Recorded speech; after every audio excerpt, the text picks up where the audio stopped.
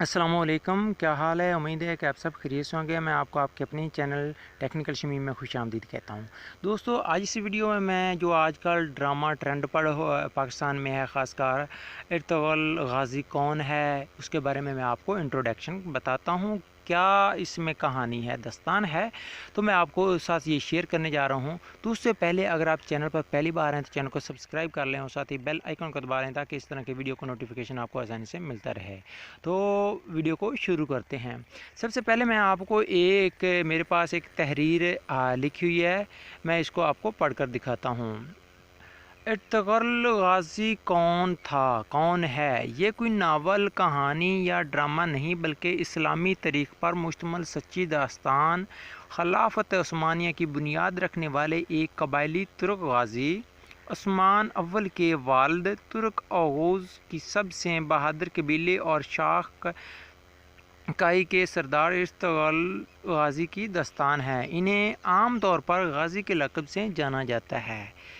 ترک بہادر سردار سلمان شاہ کے ہاں 1191 میں پیدا ہونے والے ارطغرل غازی، جس کے خلافت کی بنیاد پر تقریباً 600 سال تک ترکوں کی تلواروں نے امت مسلمان کا دفاع کیا۔ اہم اور بنیادی کردار حضرت ابن العربی اور سفید داڑھی والوں کا تھا، جن کا مقصد پوری دنیا میں صرف اور صرف نظام الہی کا قیام اور نفاذ تھا، عدل و انصاف کا نفاذ قائم کرنا تھا، جنہوں نے جہاد کے لیے ترک اوغوز خان کے خاندان کے 12 قبیلے سے ایماندار اور بہادر سرداروں پر مشتمل ایک گروپ بنا دیا تھا۔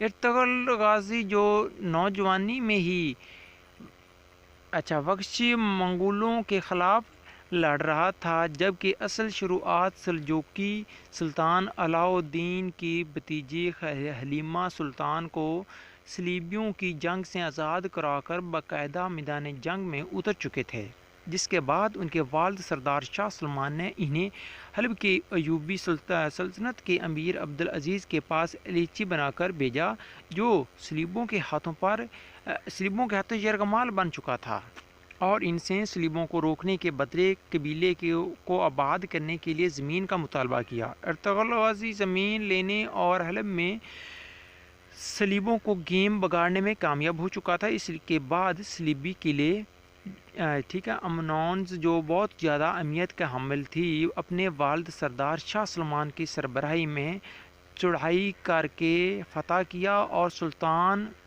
استاد پترو جی کو قتل کیا۔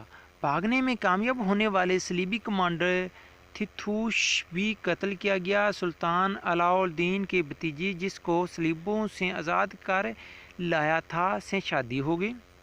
جب شادی کی داستان ہے۔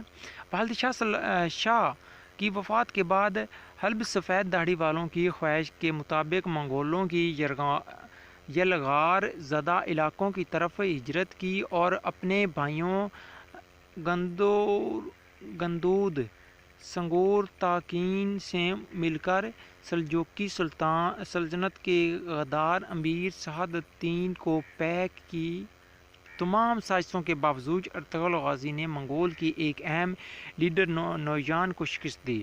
نوجان منگول بادشاہ اوکتائی خان کا رائٹ ہینڈ تھا اور اوکتائی خان چنگیز خان کا بیٹا تھا، اور اس کا اوکتائی کا بیٹا ہلاکو خان تھا، جس نے بغداد روندا تھا۔ اس کے بعد ارطغرل غازی نے ایک بار پھر سفید داڑھی والوں کو رضا کیا، مگر ان کے بھائیوں نے انکار کر دیا۔ اس صورت میں انتہائی محدود وسائل اور بہت کم مگر بھروسہ مند ساتھیوں اور لوگوں کے ساتھ ہجرت کی، جن میں سب سے اہم ان کے 3 بہترین جنگجو ترگت باسمے اور دوان شامل تھے، جو بچپن میں جنگل سے ارطغرل قبیلے لے کر آیا تھا، اور ان کے پرورش ان کے والدین نے اپنے بچوں کے ساتھ کی تھی جب وحشی منگولوں نے ان کے والدین اور قبیلے کو قتل کیا تھا۔ یہ ارطغرل کے بھائیوں سے بڑھ کر تھے۔ ان کے علاوہ سردار حکیم ارتک اور سپاہیوں میں عبد الرحمن السامسا، دومرول ملک شاہ گنگوت قابل ذکر تھے۔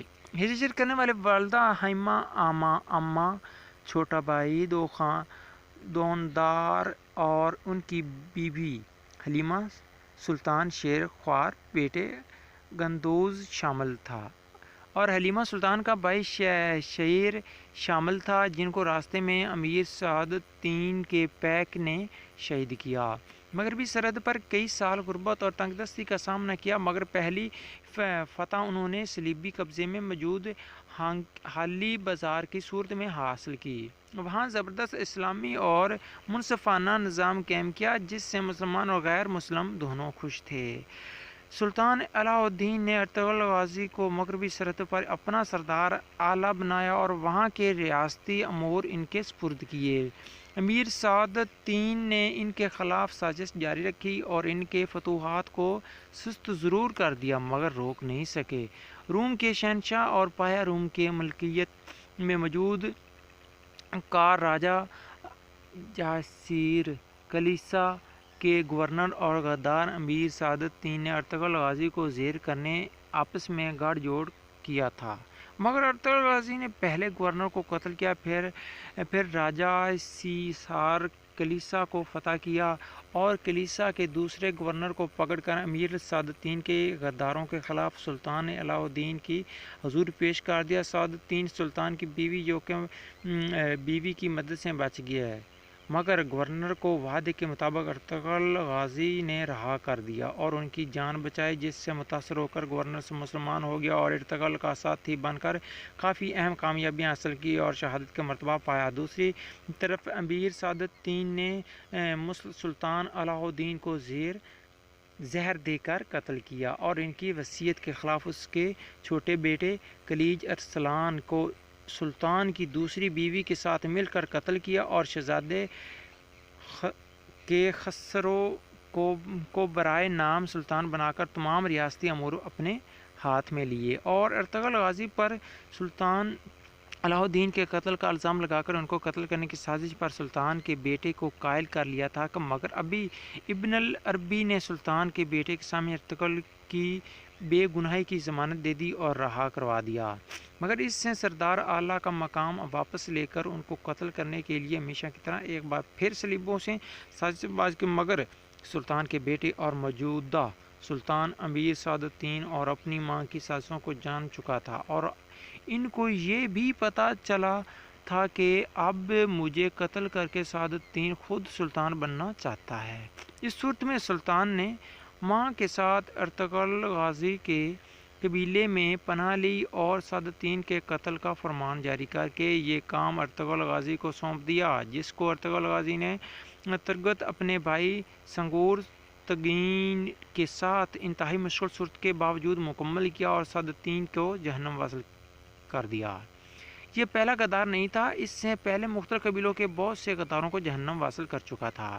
سردار اعلیٰ کا مقام دوبارہ حاصل کیا۔ حلیمہ سلطان سے 3 بیٹے گندوز، ساواجہ اور عثمان پیدا ہوئے۔ سلجوقی سلطان اور ریاست منگولوں کے نرخے میں تھی اور آخری سانس لے رہی تھی۔ اس صورت میں امن معاہدے کے لیے سلطان نے ارطغرل کی الیچی بنا کر چنگیز خان کے بیٹے اور جانشین اوکتائی خان کے پاس بھیجا۔ اوکتائی خان ان کی بہادری سے متاثر ہو کر ان کے پہلے اپنے کمانڈر اور بعد میں سلجوقی سلطان بنانے کی پیشکش کی اور 2 سال امن معاہدے بھی قائم کیا۔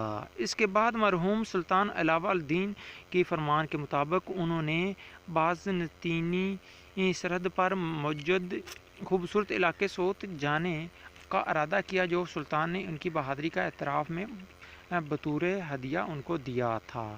وہاں پر باوجود معاہدے کے ان کو بدستور صلیبی شہنشاہوں کی سازش کا سامنا تھا اور دوسری طرف وحشی منگولوں نے ایک بار پر سوت کا رخ کر لیا تھا۔ سوت میں ارطغرل غازی نے صلیبی اور منگولوں دونوں کو شکست دی اور اسلامی عادلانہ منصفانہ نظام قائم کیا اور سلجوقی سلطنت کے خاتمے پر اپنی سلطنت کے قیام کا اعلان کیا اور اس کے علاوہ اس کے لیے جدوجہد کی، جو کہ ان کی وفات کے بعد ان کے بیٹے عثمان اول کی لیڈرشپ میں خلافت عثمانیہ یا سلطنت عثمانیہ کی صورت میں قائم کی گئی، جو 600 سال تک مسلمانوں کی حفاظت کر کے رہتی دنیا تک مثال بنی۔ تمام تر خلافت یا سلطان عثمانیہ کی پہلی سلطان ارطغرل غازی کے بیٹے عثمان اول بننا، جن کے نام پر سلطنت عثمانیہ یاد کیا جاتا ہے۔ عثمان بھی اپنے والد کی طرح بہادر تھے، جنہوں نے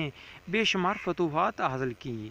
یہ خلافت 3 بر اعظموں پر مشتمل پھیلی ہوئی تھی اور جنوب مشرق یورپ، مشرقی وسطی اور شمالی افریقہ کا بیشتر حصہ اس کے زیر نگین تھا۔ اس عظیم خلافت کی سرحدیں مغرب میں ابنائے جبرلٹرا، مشرق میں بحر